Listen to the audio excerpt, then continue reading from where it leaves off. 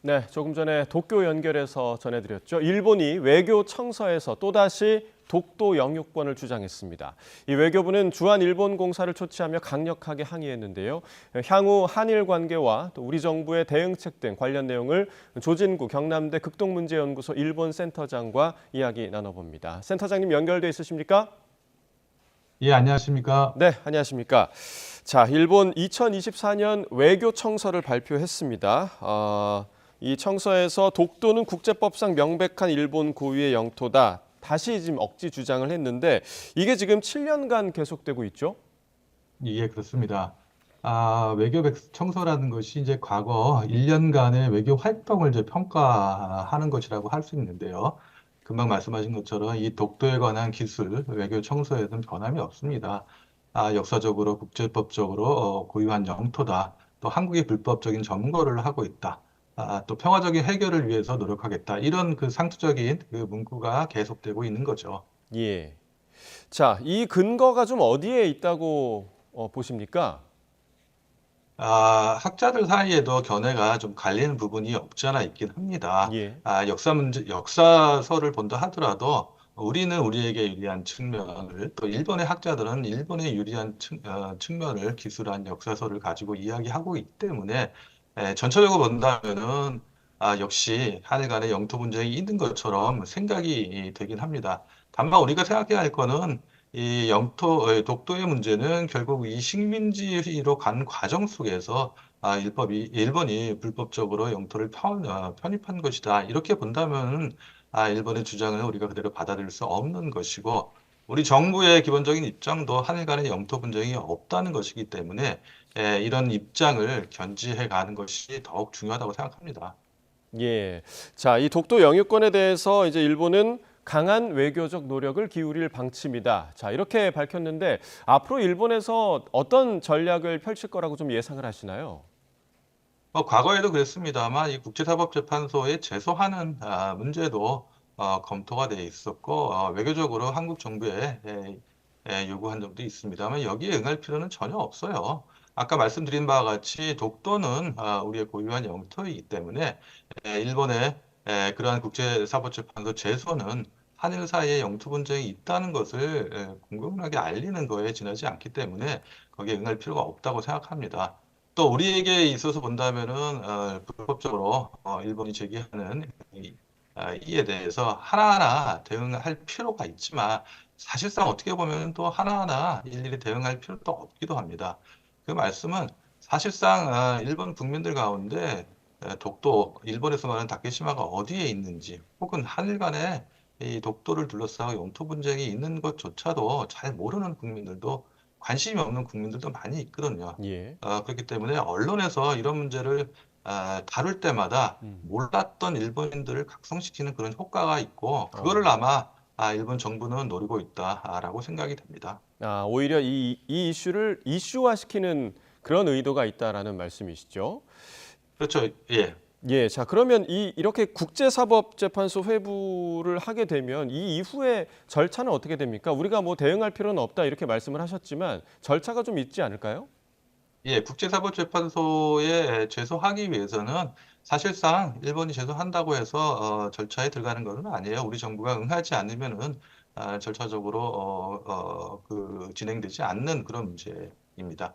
아까 제가 말씀드렸다시피 국제사법재판소에 제소하는 것을 우리가 받아들인다는 것은 우리가 일본 사이에 영토 분쟁이 있다 하는 것을 인정하는 것이 되기 때문에 예. 우리 정부의 기존의 입장을 번복하는 것이에요. 그리고 우리 국민들의 정서에도 부합하지 않습니다. 우리 국민들이 절대로 받아들이지 않을 거거든요. 예. 그렇기 때문에 이 문제를 국제사법재판소에 가서 해결하고자 하는 그런 필요는 저는 없다고 생각을 합니다. 예.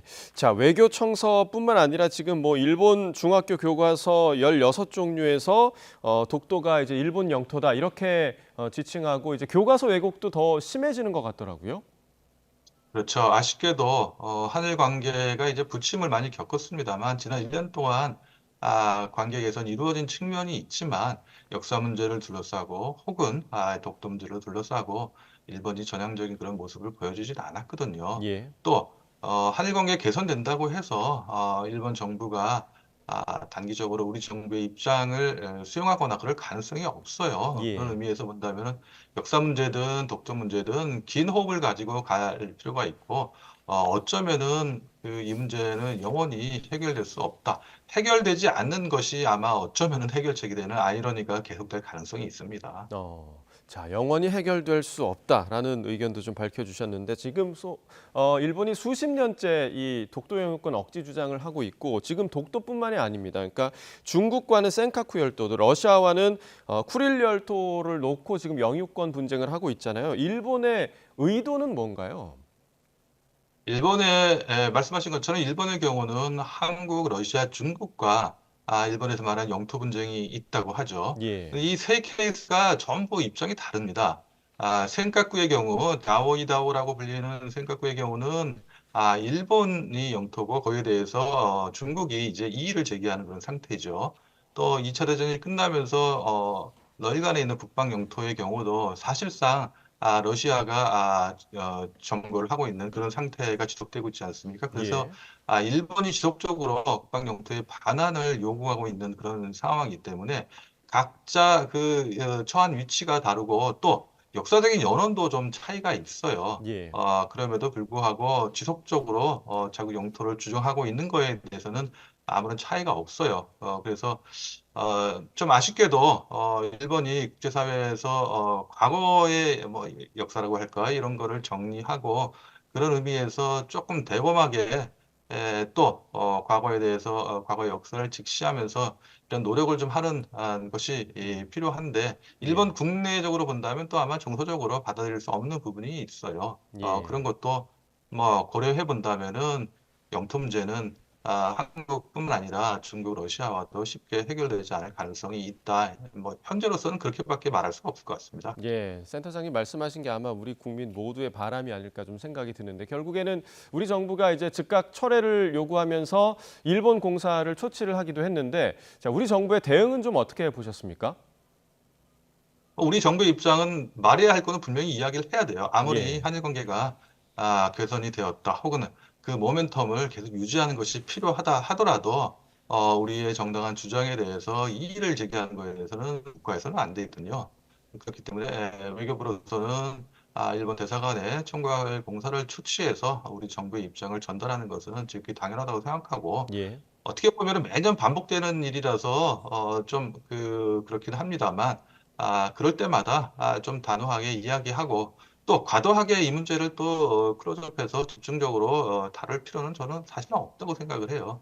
아까도 말씀드렸다시피 오히려 예, 일본 정부가 노리는 것은 그런 것이 있고 그런 데에 있고 일본 국민들에게 또 알리는 아마 선전 효과가 있지 않을까 하는 그런 생각이 들어서 과도한 대응은 좀 피하면서도 또 유연하게 대응할 부분에 있어서 유연하게 이야기할 부분은 반드시 짚고 넘어가는 그런 자세가 필요하고 외교부로서는 적절하다고 생각을 합니다. 예. 자, 과도한 대응 그리고 불필요한 이슈화가 지금 필요하지 않을 것 같다라고 이야기를 해주셨는데 또 이번 그 외교청사에서 강제징용 피해 소송 판결에 대해서 그러니까 우리 대법원이 내린 판결이죠. 이 부분에 대해서도 받아들일 수 없다. 라고 이야기를 했습니다. 이 부분 좀 어떻게 보셨습니까?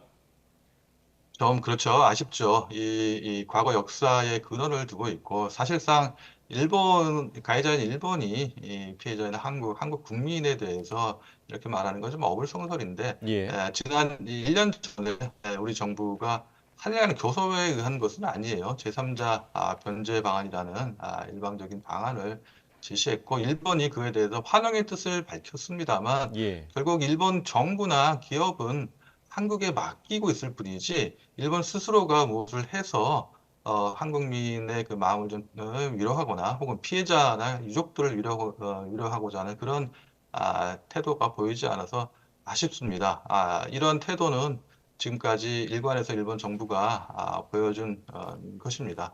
예, 지난해 3월에 이제 박진 그 외교부 장관이 이 변제안을 발표하시면서 물잔의 절반을 채웠다. 그러니 이제 일본이 나머지 절반의 물잔을 좀 채웠으면 좋겠다. 이런 말씀을 하셨는데 지난 1년 동안 일본 정부와 기업은 아무런 그런 해법을 물잔을 절반을 채우는 노력을 해오지 않았거든요. 예. 그래서 아쉽게도 지난 1년 동안 보여준 일본의 태도에는 실망을 하지 않을 수 없고 조금 더 아까도 반복해서 말씀드립니다만 과거의 역사를 직시한다는 의미에서 본다면은 피해자의 그 마음을 좀 헤아리는 그런 일본 정부와 기업의 태도가 지금 다시 한번 필요하다 이렇게 생각을 합니다. 예. 자, 그런데 이제 일본이 이 독도 영유권 주장 또 강제동원 판결 수용하지 못한다. 이런 반성 없는 행동을 보이면서도 14년 만에 우리나라를 파트너라고 적시를 했거든요. 이건 또 어떤 의도가 담겨 있다고 보십니까? 아마 우리에게도 그렇고 일본에게도 양국 간의 양자 간의 관계에는 좀 이율 상반된 그런 견해가 예. 있습니다. 아, 한쪽에서는 금방 말씀드린 바와 같이 좀 해결하기 어려운 측면을 또 껄끄러운 문제를 안고 있으면서 다른 한쪽에서는 정치적으로, 경제적으로, 외교적으로 본다면 세계 강대국이거든요. 이 한일의 협력 없이 이 지역의 평화 안보가 유지되기는 참 어렵습니다. 그렇기 때문에 다양한 양국이 직면한 다양한 문제들 혹은 세계가 직면한 다양한 과제를 해결하는 데 있어서 양국의 협력이 필요하다.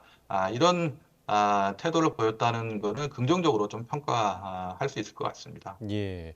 자, 윤석열 정부가 이제 한일 관계 개선 의지를 그동안 지난 2년 동안도 굉장히 좀 많이 보였고 또 윤석열 대통령이 기시다 총리를 여러 차례 만나기도 했고 그랬는데 일본의 그럼 2024년 이 외교 청서 향후 한일 관계에 좀 어떤 영향을 미칠 거라고 보십니까? 외교청서의 발표가 한일 관계에 직접적으로 커다란 영향을 미칠 것으로 보이지는 않아요. 예. 다만 이제 한일 관계 개선이 된 한일 관계의 모멘텀을 계속 유지하는데 긍정적인 역할을 하지 않을 것이다. 또 하나 우리가 생각해야 할 것은 그럼에도 불구하고 지난 1년 동안 한일 관계가 개선됐음에도 불구하고 혹은 지난 1년 동안 인적인 교류가 확대되었음에도 불구하고 양측 기시다 총리나 윤석열 대통령이 안고 있는 정치적 기반이 이거를 뒷받침할 수 있을 정도로 강하지 않다.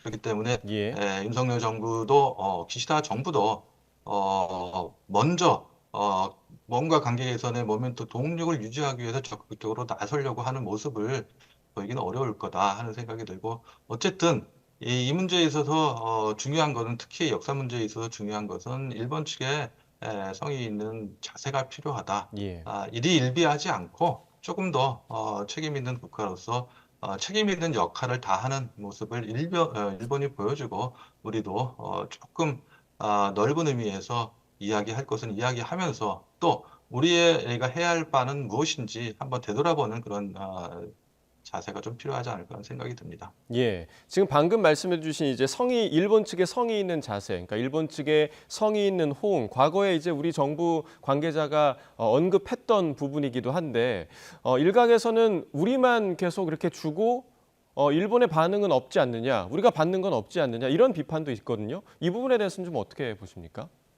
저도 그렇게 생각을 합니다. 지난 한국에서 총선이 끝나고 나서 일본 언론에 이제 그 기사도 한번 제가 봤습니다만, 예.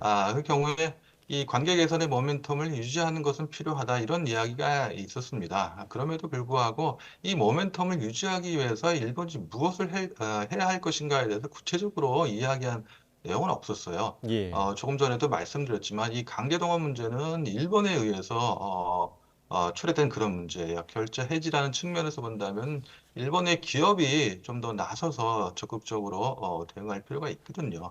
그래야지 피해자와 유족들의 마음을 좀 달랠 수 있고 또 우리 정부가 취하고 있는 제3자 변제안이 실제로 실행에 옮겨 가고 그럼으로써 이 문제를 좀 해결할 수 있는 계기를 마련할 수 있는데 어느 메이저 신문 언론조차도 일본 기업에 대해서 그러한 필요성을 제기하고 있지 않거든요. 예. 그 얘기는 일본 정부의 입장을 그대로 수용하는 그런 태도에 지나지 않는다.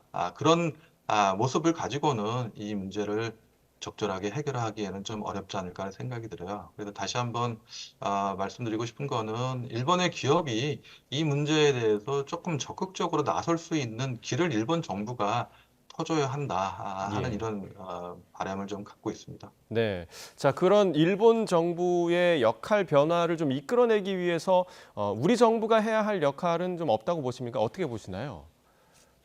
가장 중요한 거는 우리 정부도 한일 간의 협력이 필요하다. 또 한일이 협력이 국제사회가 직면한 문제를 해결하는 데 도움이 된다. 혹은 한국과 일본은 국내적으로 직면한 문제가 공통된 부분이 많이 있기 때문에 그런 문제를 공통으로 머리를 맞대고 해결을 하고 또 혹은 그러기 위해서 인적인 교류를 확대하고 양국 정부가 이를 뒷받침하는 그런 노력을 같이 해가자 이런 모습을 지속적으로 보여주는 것이 필요하지 않을까 하는 생각이 듭니다. 예, 알겠습니다. 자, 또다시 제기된 독도 영유권 일본의 억주 주장과 관련해서 조진구 센터장과 이야기 나눠봤습니다. 센터장님 고맙습니다. 감사합니다.